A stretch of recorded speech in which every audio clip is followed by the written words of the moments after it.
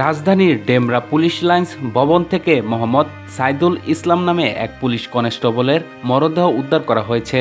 শুক্রবার 17 জুলাই সকালে সহপাঠীরা উদ্ধার করে ঢাকা মেডিকেল কলেজ হাসপাতালে নিলে কর্তব্যরত চিকিৎসক তাকে মৃত ঘোষণা করেন। প্রাথমিকভাবে জানা গেছে পারিবারিক কলহ থেকে হতাশা এবং তারপর গলায় ফাঁস নিয়ে মৃত্যু হয়েছে তার। নিহত সাইদুল ইসলাম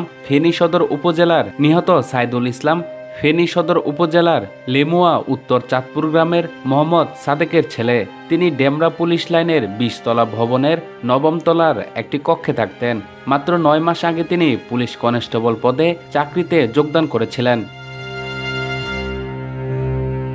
তার চাচা মোহাম্মদ সোহাগ জানান, পারিবারিক কলহের জেরে সাইদুল কিছুদিন ধরে চরম বিষণ্ণতায় ভুগছিলেন। গতরাত আনুমানিক 11:30টার দিকে ডেমরা পুলিশ লাইনের ওই ভবনে 7ম তলায় নিজের রুমে সিলিং ফ্যানের সঙ্গে বিছানার চাদর পেঁচিয়ে নিজেকে শেষ করে দেন। পরে তাকে অচেতন অবস্থায় উদ্ধার করে প্রথমে স্থানীয় একটি হাসপাতালে নেওয়া হয়। সেখানে অবস্থার অবনতি হলে উন্নত চিকিৎসার জন্য দ্রুত ঢাকা মেডিকেল কলেজ হাসপাতালে নিয়ে আসা হয়। তবে হাসপাতালে পৌঁছানোর আগে তার মৃত্যু হয় বলে চিকিৎসকরা জানান।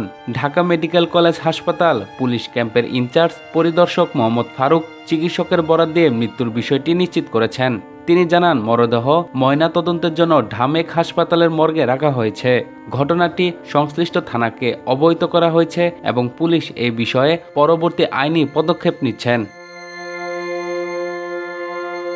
এদিকে মৃত্যুর পূর্বে নিজের ফেসবুকে এক পোস্টে সাইদুল লিখে গেছেন হতাশার কথা।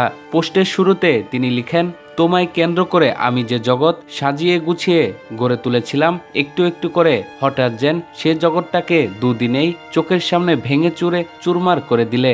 আমি সবকিছু চুপচাপ দেখে গেলাম। সমুদ্রের মাঝখানে তরি ডুবা মানুষ অনেকক্ষণ সাঁতার কাটার পর যেমন কুলের দেখা না পেয়ে শেষমেশ নিয়তিকে মেনে নেয়, সদরে গ্রহণ করে মৃত্যুকে, তেমনি আমারও যেন কিছুই করার নেই। পোস্টের শেষ অংশে সাইদুল লিখেন, দুঃখিত আম্মু আব্বু, আপনাদের ছেলে আর নিতে পারতেছে না। উল্লেখ করে সাইদুল বলেন, আম্মু আর পারতেছি না, আর তিলে তিলে মরার শক্তি আমার নেই। মাফ করবেন আপনাদের অযোগ্য ছেলেকে, আমার যেন আর কিছুই করার নেই। একদম ভেঙে চুরে শেষ হয়ে গেলাম।